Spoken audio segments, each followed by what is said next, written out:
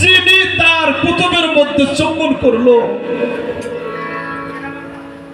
ওই ভক্তের দেহের মধ্যে আর কোনো গুনাহ থাকার কথা না। কারণ আল মুমিনু আকরাবু মুমিন আল কাবা, একজন মুমিন ব্যক্তি খানায়ে কাবা হইতে অতি উত্তম, যে ওই কাবা সমস্ত কিছু সঁপে দিছে।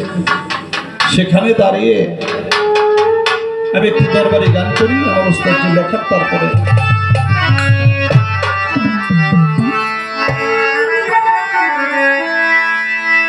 ওরা মরে বিচারা চিন্তা মারা বইরা বলে আয় তোরা,